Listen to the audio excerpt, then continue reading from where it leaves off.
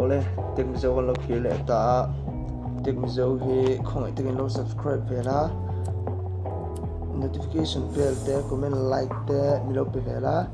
video tong kai so ko Tech-Mizo ta subscribe milo pe vela Ole tuna hian in tin nge Android phone hi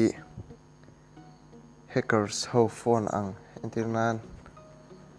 thian pa phone kha thian pai thian no tu po ibul hai om khami an phone kha entinge maksak dewin ida theng I hack theng ti or something karon fil don chewani am spirin sitting ang chuan build number ti hi Buinga item karam te ding kan click to na ni developer option kan isa kan no developer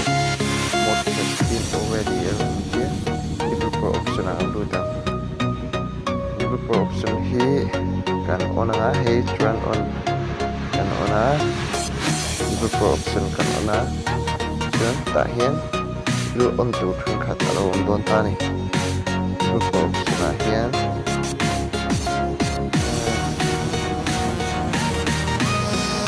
Hian so CPU usage kan orang jadi kan orang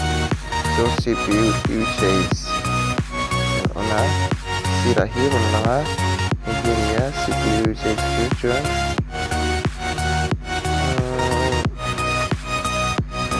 so GPU updates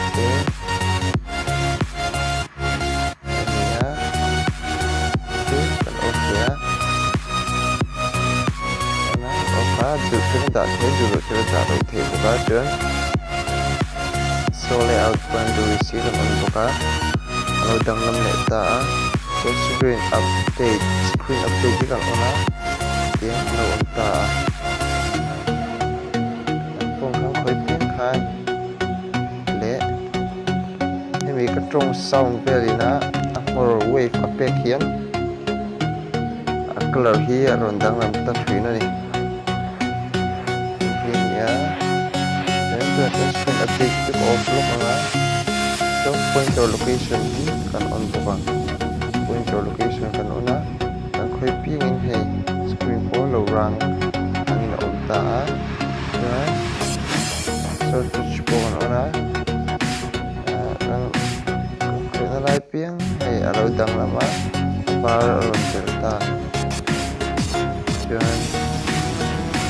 po yan không cái buổi thể của tôi viết con anh tiên lắm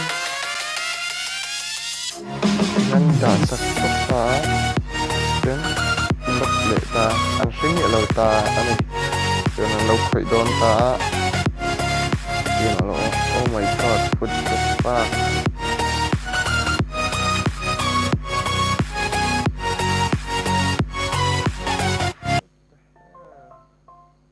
tiền ăn phone chưa vào lâu buổi tá hay gì thật sự lên được chưa thì ngã bốc cần lúc để thôi này thì ngã cần lúc để ngã ở đi bốc bốc cho nó hàng cần lúc để